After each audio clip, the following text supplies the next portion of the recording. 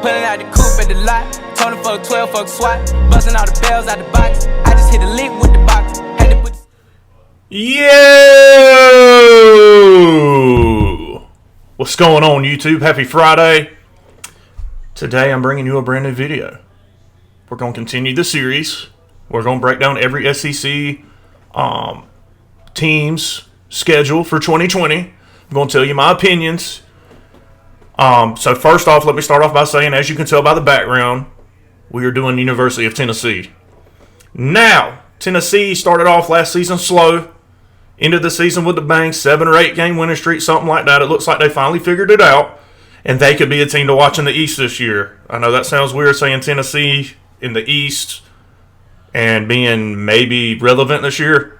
They haven't been, but this year they could be. They really could be, guys. They're a scary team for me. They're a team that if you sleep on them, they will smack you in the mouth. So, with that being said, let's jump right into their schedule. Of course, they start out the orange and white spring game. I'm going to pick Tennessee because they're playing each other. Okay.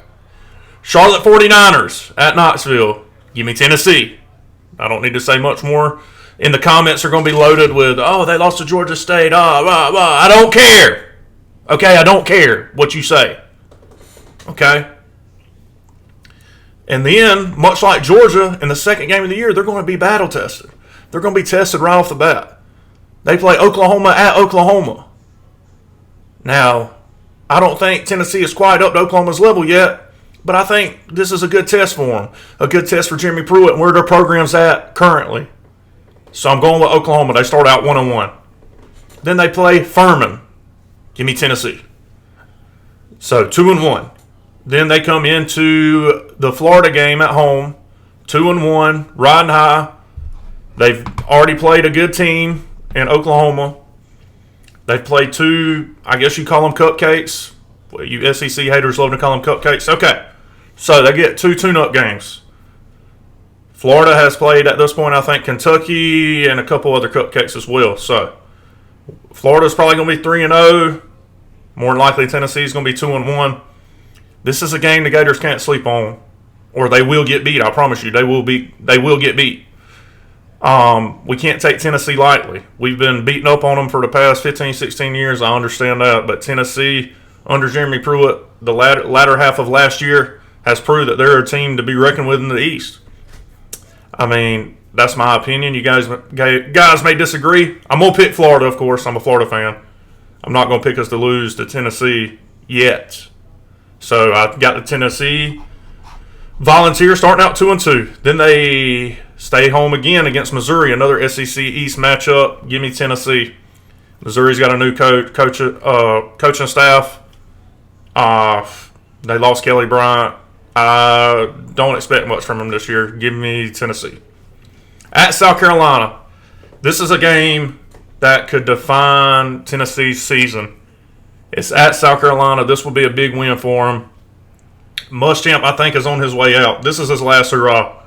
He was able to fire some coordinators and blame some of the losses on them, and they were his scapegoats. But he's got to win this year or he's gone.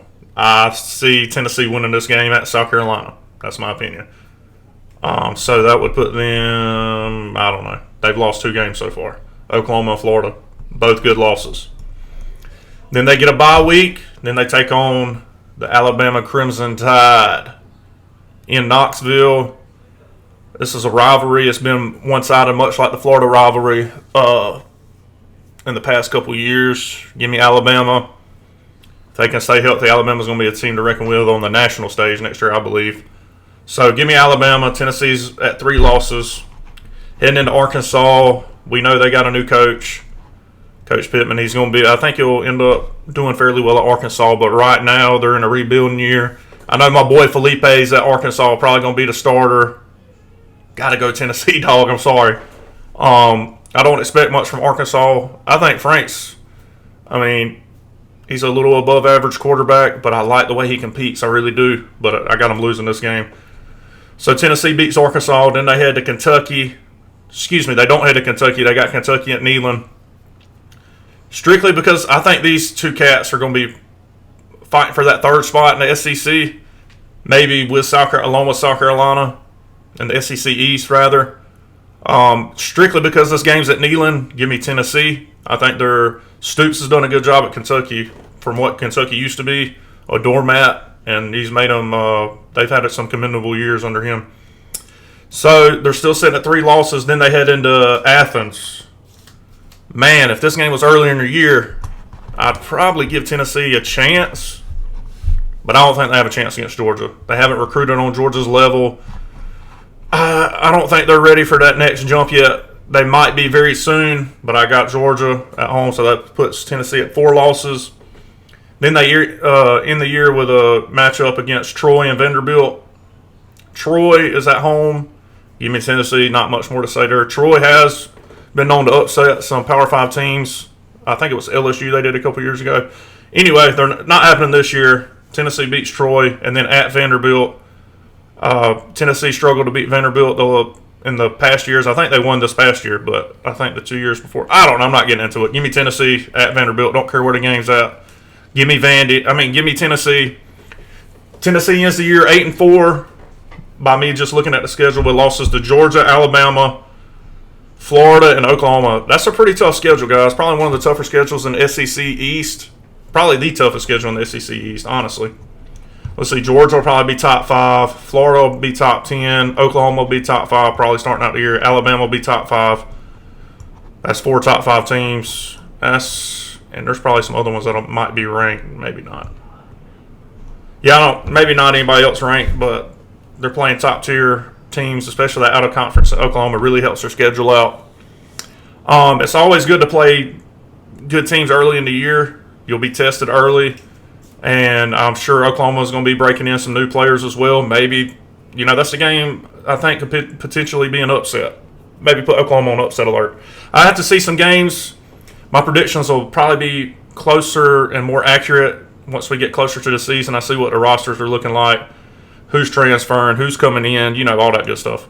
But anyway, Tennessee's 8-4, probably get a decent bowl game. Probably get a decent bowl matchup, and then in the upcoming years they can build off that and recruiting and hopefully get back to where it used to be, where it was Tennessee, Georgia, Florida, and the East. I like that.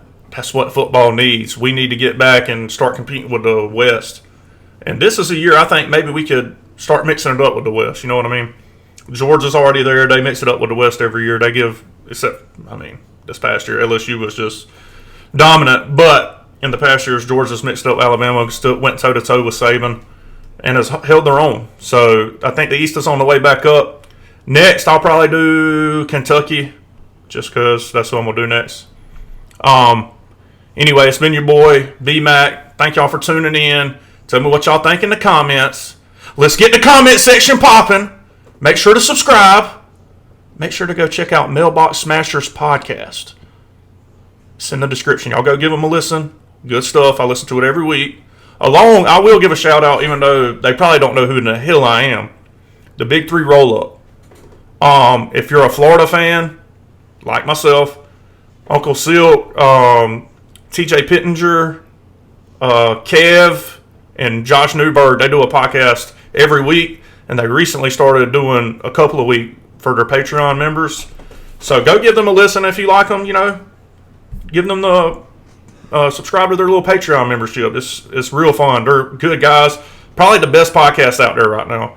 But it's only for like Big 3 listeners. They have other podcasts that stem off of them for like fantasy and stuff like that. But the main one is the Big 3 Roll-Up. They talk about Florida, Miami, Florida State. You like any of those teams, go check them out. I don't have the link, but just on all your major podcast platforms, search Big 3 Roll-Up and you'll find them. Anyway, it's been your boy B-Mac. Have a great day. Like, subscribe, share, so you can get, and click that little bell so you can get notified when I post.